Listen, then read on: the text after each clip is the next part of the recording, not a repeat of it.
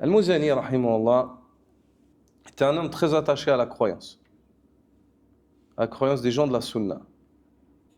Puis une fois, il est venu vers l'imam al-Shafi'i avec une question, car il avait un doute dans ses convictions, qui le poussait à rentrer dans la réalité, le comment est Allah, sur le comment, al-kayf. Comme s'il dit à l'imam Shafi'i, si on dit ça, ça veut dire que si, il commence avec des implications qui le poussent dans quoi? En fait, tu te retrouves devant quoi? Dans le fait de comme si maintenant tu es en train de parler d'Allah comme si tu le voyais comment il est, dans les détails. Alors que ça, même le prophète sallallahu alayhi wa sallam qui nous informe, il ne sait pas. Même Jibril, il ne sait pas. Et même Shafi'i arrête Al-Muzani et lui dit, il a dit, tu sais le nombre de planètes qu'il y a dans les cieux? Il dit, là, بعض منها ولكن العدد معين. J'arrive pas, j'ai pas un hasr, j'ai pas. وكم منها نجم. Il y a combien de nujum? Combien il y a d'astres? Puis il dit, est-ce que tu connais à toutes leurs levants et leurs couchants? Non. Et tu sais, est-ce que tu sais réellement comment elles sont dans les détails? Non. Il dit, subhanallah. Il dit des choses dont tu les vois depuis ici, certaines d'entre elles. Il dit, et tu sais pas me dire comment elles sont et tu n'oserais pas parler sur elles? Comment est-ce que tu parles de leur créateur? Parle de leur créateur. Inna alhamdulillah. نحمده ونستعينه ونستغفره ونتوب إليه ونعوذ بالله من شرور أنفسنا وسيئات أعمالنا من يهده الله فلا مضل له ومن يضلل فلا هادي له وأشهد أن لا إله إلا الله وحده لا شريك له وأشهد أن محمدًا عبده ورسوله صلى الله عليه وآله وصحبه وسلم تسليمًا كثيرًا أما بعد. Cette journée, plutôt cette nuit du 12 de Rabi' al-Akhir de l'année 1447 de la Hijra du prophète sallallahu alayhi wa alihi wa sahbihi wa sallam, qui correspond au 3 octobre 2025. Nous continuons avec la révision des questions d'A'lam Sunnah. Nous sommes arrêtés à la question numéro 35, ou la question numéro 36 plutôt. N'est-ce pas? Inch'Allah.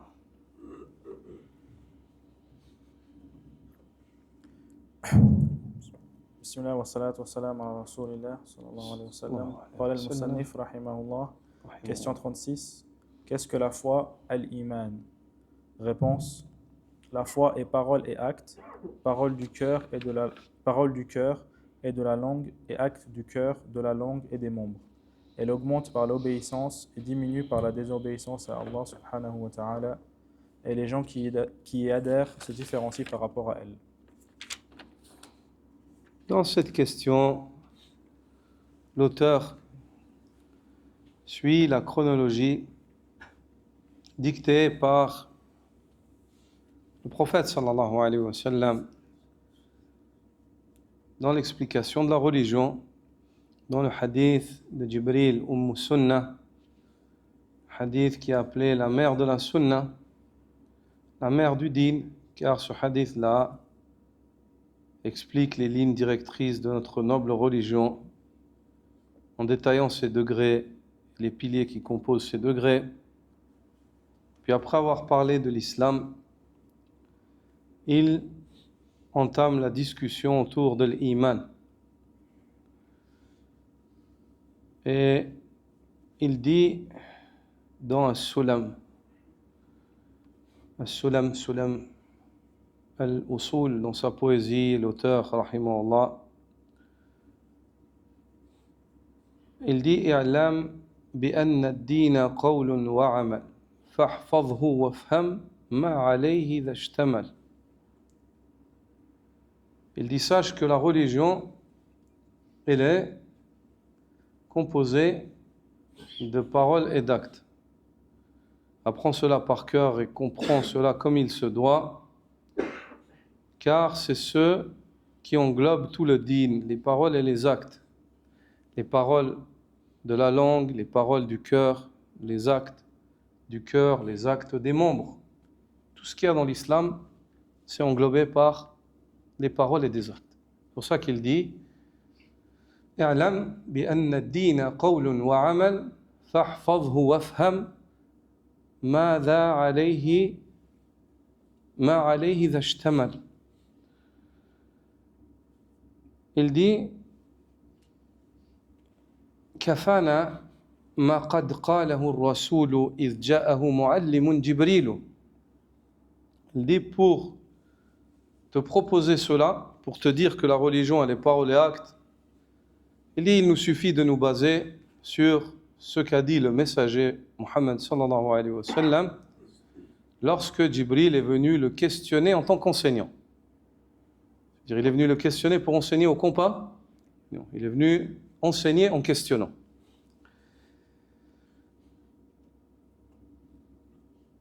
Et il dit على مراتب ثلاث فصله جاءت على جميعه مشتملة. Et le prophète sallallahu alayhi wa sallam, lorsqu'il fut questionné على مراتب ثلاث قد فصله أي فصل الدين. Quand le prophète sallallahu alayhi wa sallam a été questionné sur toute la religion, il l'a divisé en 3 degrés.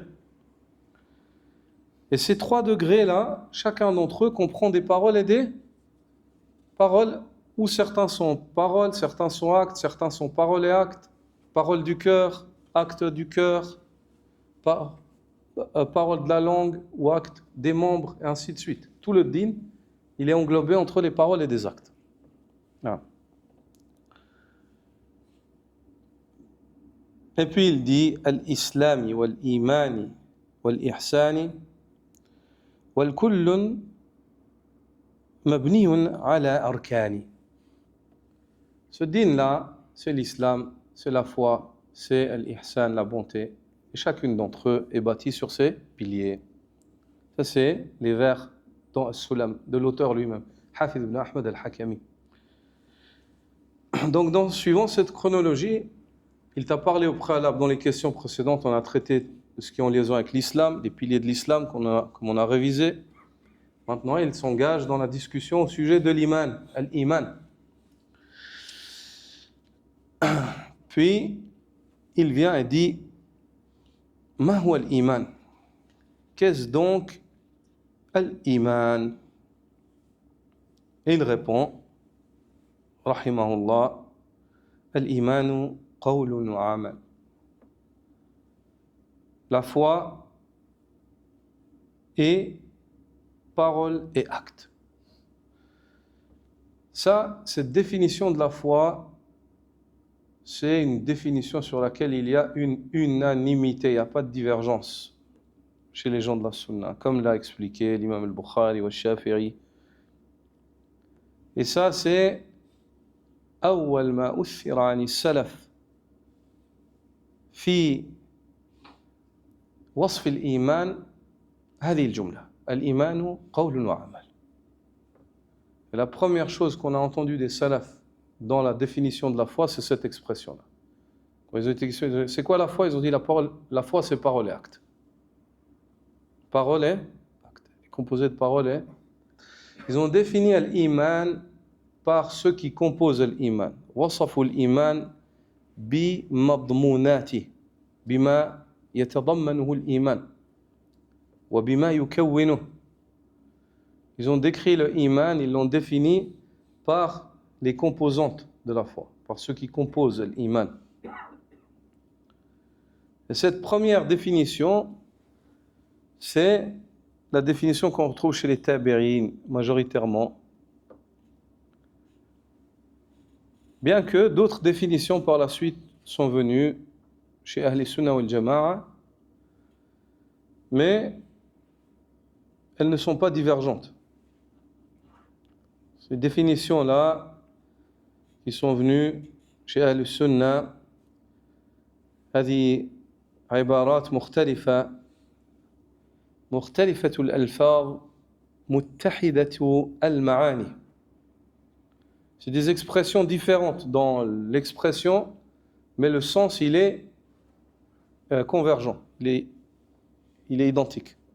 Il se rejoint. Certains, ils emploient ce mot parce qu'ils veulent préciser quelque chose. D'autres, ils emploient... Mais, en fait, c'est identique. Le voulu, le but, il est identique.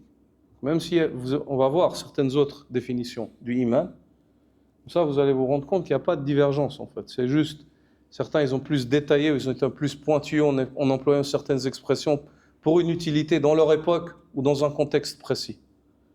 D'accord? Mais toutes ces expressions-là, elles reviennent à ça, du fait que la foi, elle est parole et acte. Parole et acte. Donc, il y a ikhtilaf ibarat, l'ikhtilaf i'tibarat. Donc, c'est une différence dans l'expression, mais ce n'est pas une différence dans le sens.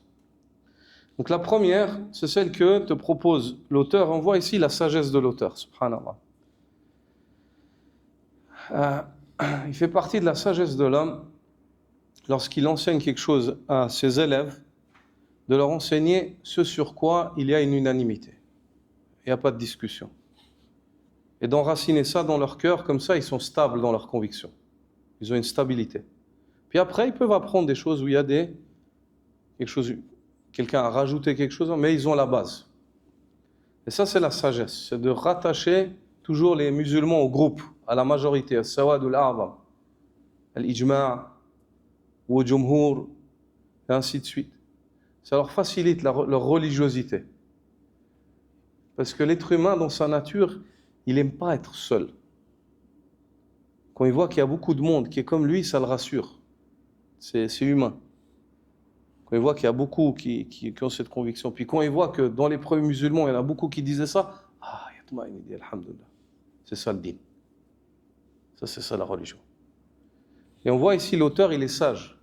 Il a employé cette expression-là qui est, tu ouvres les livres, tu ouvres le Risala de l'imam Shafi'i, tu ouvres tel livre ou tel livre, tu vas voir qawlun wa amal. Tu vas voir l'imam Ahmed, il dit qawlun wa amal. Ils disent tout cela, tu dis alhamdulillah, iman ou qawlun wa amal, c'est simple. Tous mes imams, ils ont dit ça. Tu vois. Donc il dit la foi est qawlun wa amal. Puis d'autres sont venus avec d'autres expressions qui sont... L'expression, elle est différente, mais le but, ou ce à quoi elle mène, ou le sens, est similaire. Par exemple, vous trouverez que l'imam Muhammad ibn Ismaïl al-Bukhari, dans son Sahih, Kitab al-Iman, le livre de la foi, où il sous-chapitre, il dit Bab al-Iman qawlun wa fi'l. Il dit la foi, elle est parole et acte. Action. D'accord. Qawlun wa amal, c'est parole et œuvre. Ici, l'imam al-Bukhari dit parole et acte. Donc c'est similaire, n'est-ce pas? C'est la même chose. Mais pourquoi l'imam al-Bukhari, il a employé le mot fi'l? C'est très intéressant. Là, on voit une fois de plus la précision de l'imam al-Bukhari. Comment est-ce que l'imam al-Bukhari était poussé en fait dans ses réflexions et dans sa connaissance de la langue arabe?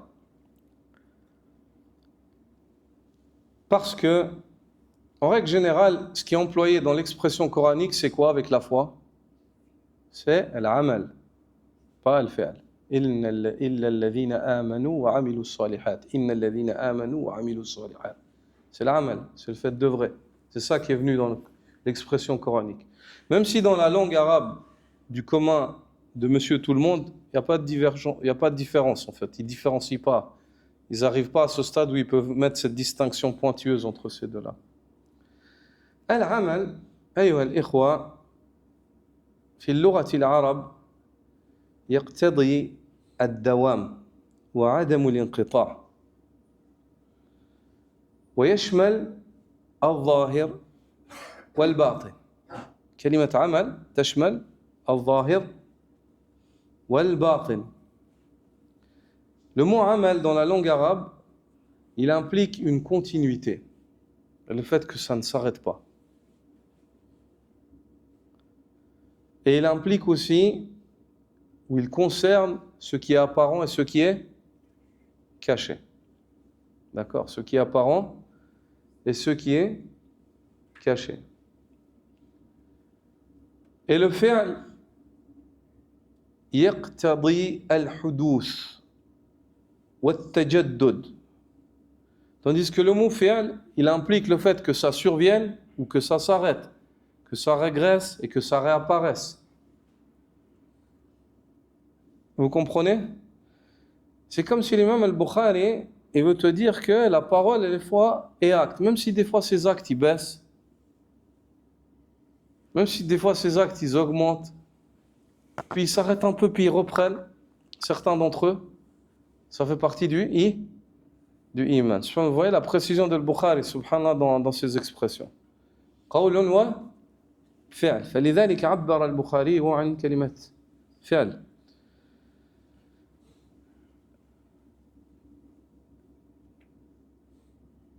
أما العمل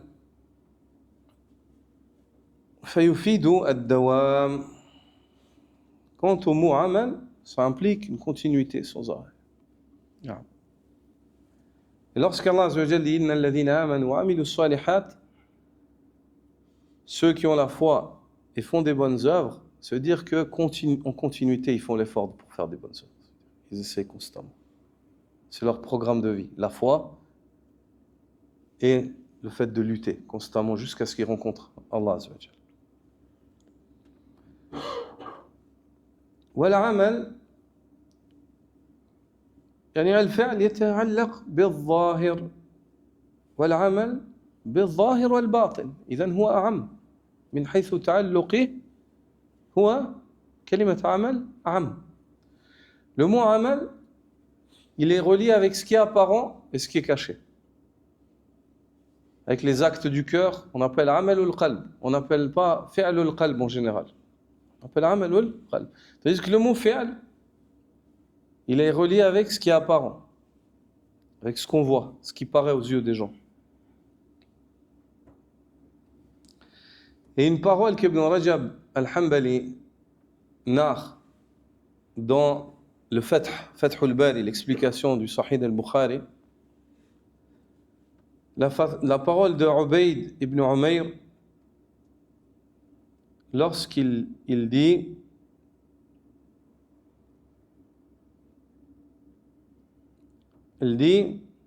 ليس الإيمان بالتمني ولكن الإيمان قول يفعل وعمل قول يفعل وعمل يعمل. Ubayd ibn Umayr dit la foi, c'est pas avec l'espérance ou la prétention. C'est pas ça la foi. La foi, c'est un qawl, yufal, c'est une parole qui est appliquée. Wa amalun yu'amal, ou une œuvre qui est mise en pratique. Ça c'est l'iman. Ça veut dire quoi? Ici, Ubayd ibn Umayr, il t'enseigne que le mot fi'l, on va l'employer pour ce qu'on entend ou ce qu'on voit.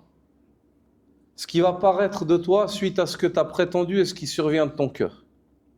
Amal, c'est la mise en pratique, la réalisation de ce qu'il y a en toi. Ça va se traduire. Ça, c'est l'iman. Ça, c'est l'iman. Et parmi les autres définitions qu'on retrouve aussi chez certains tabi'in, parmi eux Hassan al-Basri, où il dit al-iman qawlun wa amal wa niyya. La foi, elle est parole, œuvre et intention. Ici, ils ont rajouté l'intention, même si l'intention, elle fait partie des œuvres du cœur. Mais pour attirer l'attention des gens sur l'importance de celle-ci en matière de foi et dans le chapitre du iman. Donc vous voyez, c'est pas divergent, c'est juste une précision en fait, en plus. Ou bien, on trouve cette définition al-imanu i'tiqadun wa qawlun wa amal. La parole, la foi et les convictions, parole et acte. conviction, parole et acte. Ici, ils ont voulu séparer entre les connaissances du cœur, qui sont les convictions, puis ensuite les paroles et les actes qui font partie du iman. Ou bien d'autres ont dit i'tiqadun wa qawlun wa amalun wa sunnah. Conviction, parole, acte et sunnah. Et le suivi de la sunnah. Tout ça, ça fait partie du iman. بعضهم يعني وصفوا الإيمان بهذا الشكل. Certains ont qualifié la foi de cette manière. Ils ont dit i'tiqad wa qawl wa amal wa sunnah. Ils ont dit la foi, c'est quoi? Conviction, parole, acte et suivi de la sunna du prophète sallallahu alayhi wa sallam. Tout ça, ça fait partie du iman. Tout ça, ça fait partie du iman. Puis l'auteur nous dit, il détaille, il explique ensuite cette expression des pieux prédécesseurs lorsqu'ils disent que la foi, les paroles et actes. Il dit qawlul qalb wal lisan, parole, la parole du cœur et la parole de la langue. Ça on a expliqué à maintes reprises. Donnez-moi un exemple de la parole du cœur. Qu'est-ce que la parole du cœur? La conviction, c'est ce que tu crois. Ça, c'est ta parole, la parole de ton cœur. Le fait que tu aies la foi en Allah, en la Seigneurie d'Allah, la résurrection, au questionnement de la tombe, au paradis, à l'enfer. هذا قول القلب. هذا القلب يتكلم بما يعتقد فهو قوله. Ce cœur-là s'exprime par ce dont il est convaincu et ses convictions sont sa parole, sont la parole du cœur. وقول اللسان et la parole de la langue, le dhikr, la lecture du Coran, le adhan, la lecture dans la salat, la khutbah, et ainsi de suite. Al-amru bil ma'ruf, d'ordonner le convenable, wa nahyu anil munkar bil lisan, ad-da'wa ila Allah. Tout cela, ça fait partie de la parole, de la langue, qui font partie de la foi du iman. Puis il dit wa amalul qalb wal lisan, ainsi que l'œuvre. Lorsque nous disons l'œuvre, il dit l'œuvre du cœur et l'œuvre de la langue. L'œuvre du cœur, donnez-moi un exemple de l'œuvre du cœur. L'amour pour Allah, quoi d'autre? La crainte envers Allah, c'est l'œuvre, c'est des actes du cœur, c'est des actions. Quoi d'autre? L'espoir, quoi d'autre? L'intention, quoi d'autre? La confiance en Allah, quoi d'autre? La bonne opinion. Hein? La bonne opinion. La bonne opinion envers Allah, quoi d'autre parmi les actes d'adoration du cœur? Hein? Al-raja wal khawf dhakarahuma, la crainte et l'espoir, quoi d'autre? L'amour. L'amour pour Allah, quoi d'autre? La sincérité, on l'a évoqué, l'intention, quoi d'autre? Hein? L'humilité, al-khushu', quoi d'autre? La crainte révérentielle, al-khashya, quoi d'autre? La sincérité, on l'a évoqué, quoi d'autre? C'est important de réviser les actes d'adoration du cœur. Il y en a beaucoup pourtant. Aujourd'hui, le thème de la khutbah, c'était sur al-muraqaba. Al-muraqaba, c'est un acte d'adoration du cœur. Le fait que tu te rappelles constamment qu'Allah te voit. C'est une ibada, qalbiya, un acte d'adoration du cœur. Et ainsi de suite. Il y en a une autre parmi les actes d'adoration du cœur qui font partie du ihsan. Al-mushahada. Le fait d'adorer Allah comme si tu le vois, ça fait partie d'un acte d'adoration du cœur. Tu ne le vois pas avec les yeux, mais le cœur le voit. Donc, وعمل القلب وعمل اللسان, les actes de la langue. Et ici, des membres. Et je ne me rappelle pas quelle est l'explication par rapport à ce détail. Pourquoi est-ce que le Hafiz ici, il évoque dans les actes de la langue et des membres, et il détaille? Car il a précédemment mentionné la parole de la langue. Est-ce qu'on avait évoqué quelque chose par rapport à ça? Vous avez quelque chose dans vos notes? J'ai pas, ça me revient pas. Khayr, Inch'Allah.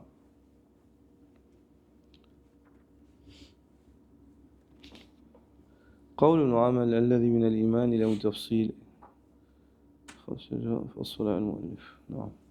J'ai pas, je me souviens pas, Wallah, pardonnez-moi. Inch'Allah, si je retrouve cela, je vous dirai à l'heure actuelle.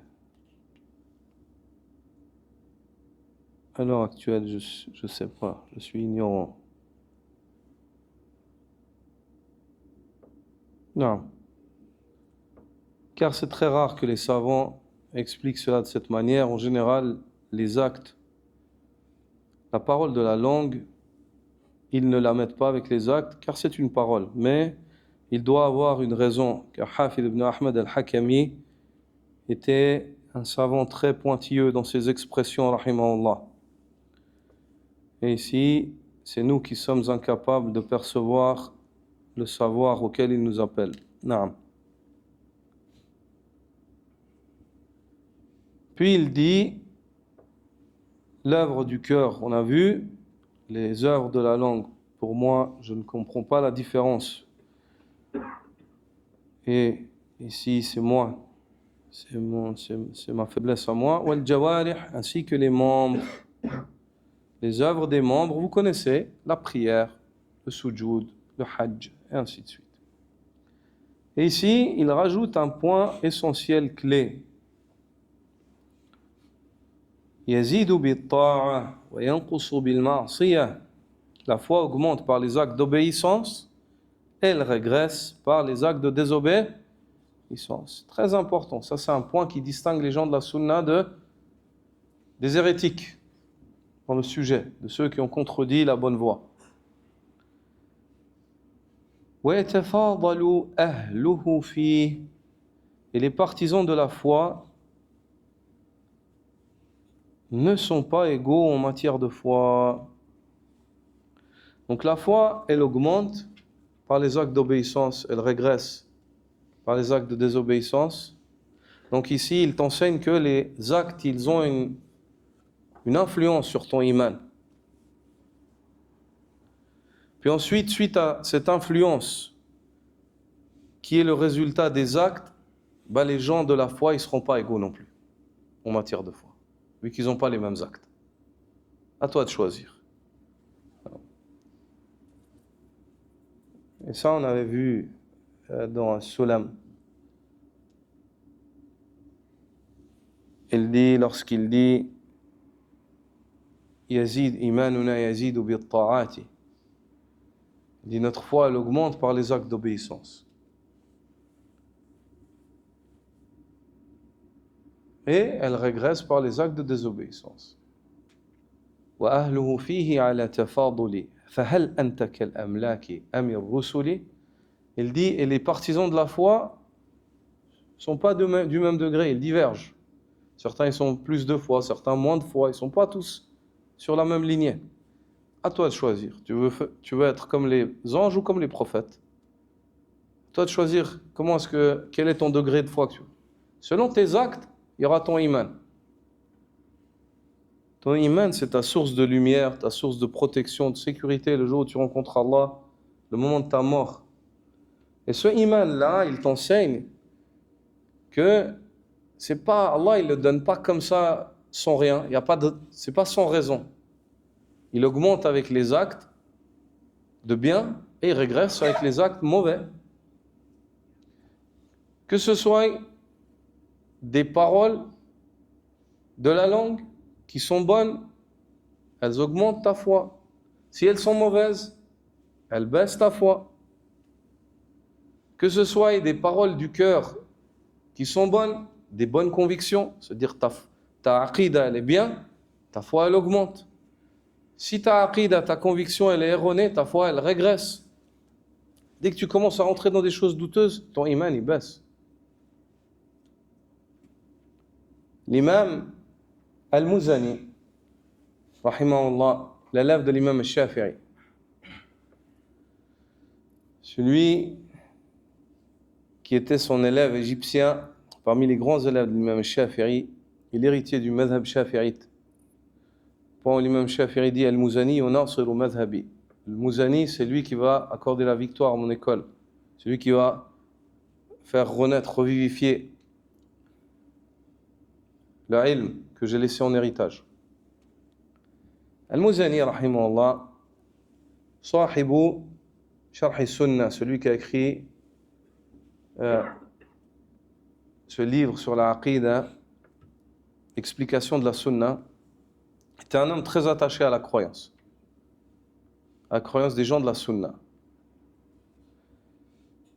Puis une fois, il est venu vers l'imam Shafi'i avec une question, car il avait un doute dans ses convictions, qui le poussait à rentrer dans la réalité, le comment est Allah, sur le comment, al-kayf.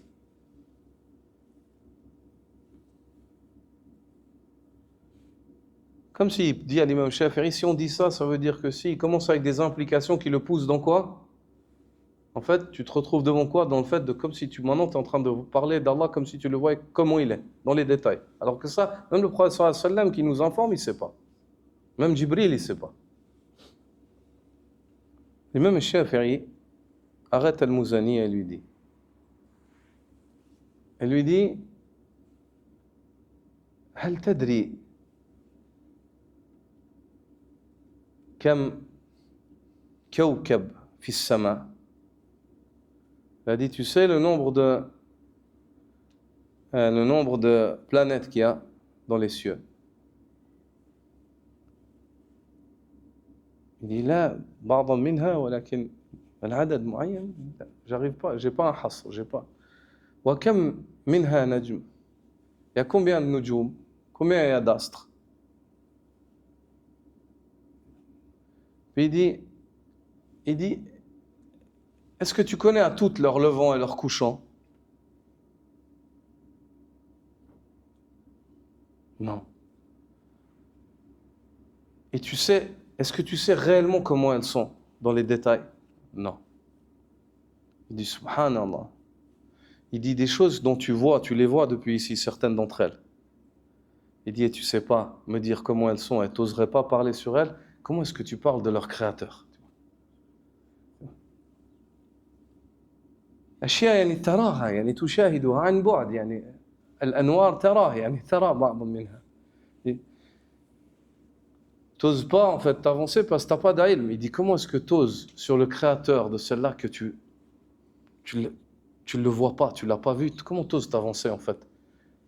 En dehors, sortir de ce que lui il a dit. Tu vois. Quelle da'wa de l'imam Shafi'i, rahimahullah, quel enseignement sage à son élève. Al-Muzani, rahimahullah. Donc on voit l'importance et voyez une fois de plus ici, qawlul qalb, l'importance de la parole du cœur. Quand la conviction du cœur elle est saine, elle amène de nouveau une paix, une sécurité. L'imam Shafi'i avec sa parole, il a remis la sécurité dans le cœur de son élève, l'imam Al-Muzani, par rapport au chapitre de la Aqidah, dans Al-Asma wa Sifat, dans les noms et les attributs d'Allah subhanahu wa ta'ala.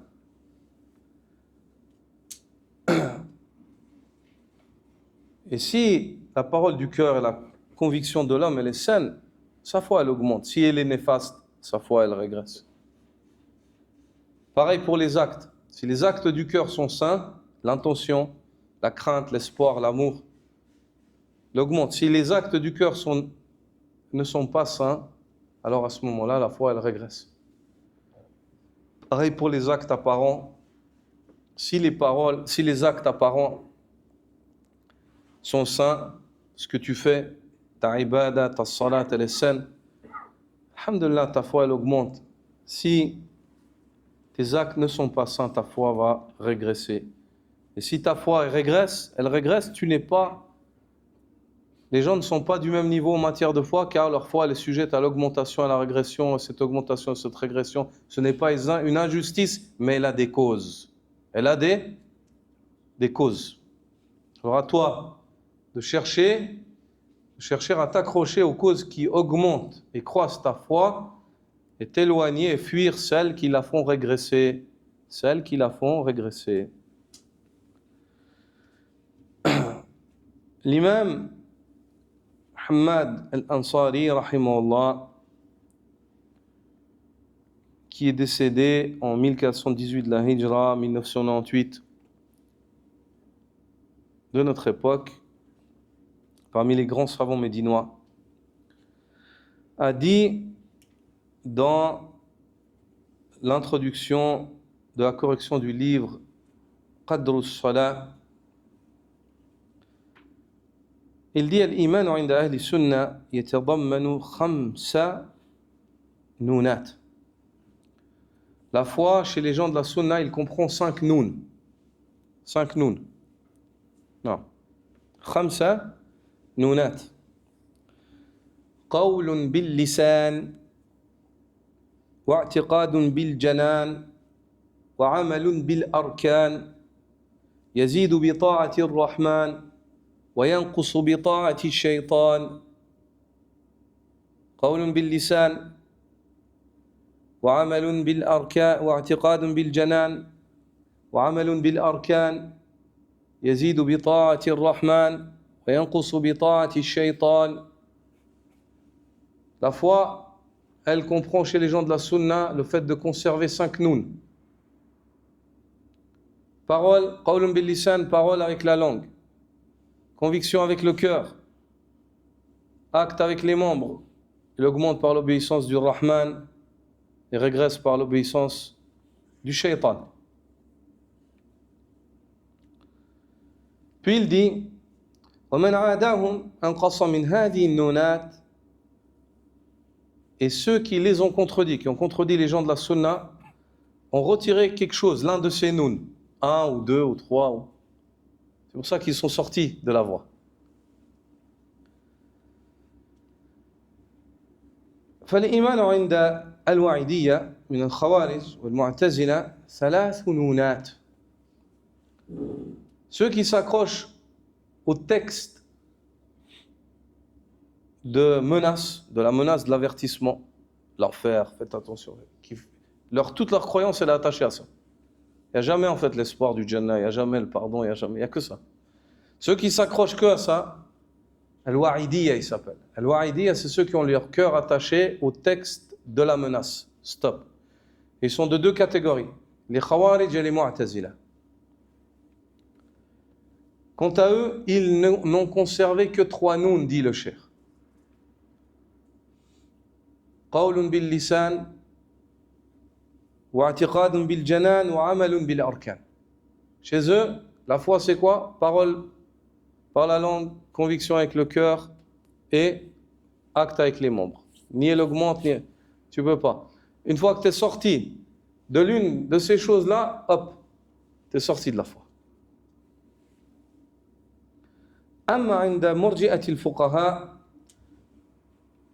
Quant aux murji'a parmi les murji'a parmi les jurisconsultes, فالإيمان عندهم نونان. Chez eux, la foi elle comprend que 2 nouns. قول باللسان واعتقاد بالجنان. Parole avec la langue et conviction avec le cœur. Les actes, ils font pas partie de la foi chez eux.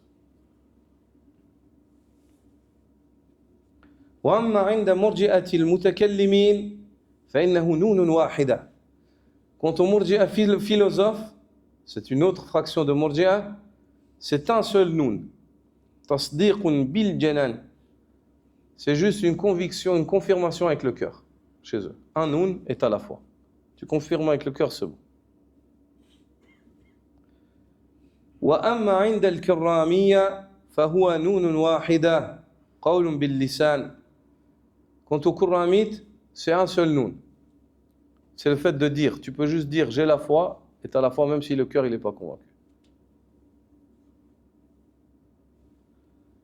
وأما عند الجهمية فهو نون واحدة. Et chez les jahmites, c'est un seul noun aussi. C'est ma'rifatun bil janan. C'est le fait que le cœur il connaisse juste. Même s'il ne confirme pas, il connaît, il a la foi. Qu'Allah nous préserve. Louez Allah, remerciez beaucoup Allah pour le fait de vous avoir orienté vers la croyance des gens de la sunna.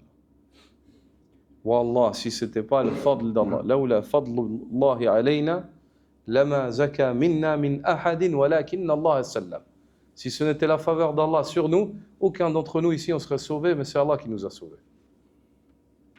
Remerciez Allah. Sachez que c'est un don, un cadeau qui vous a été donné.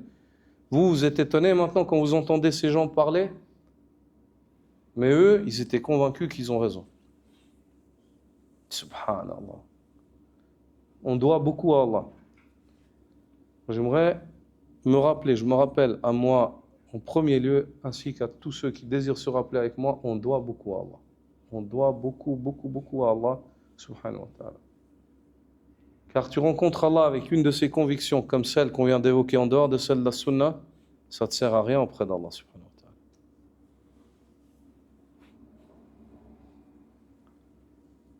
wa ta'ala. On s'arrête là pour aujourd'hui.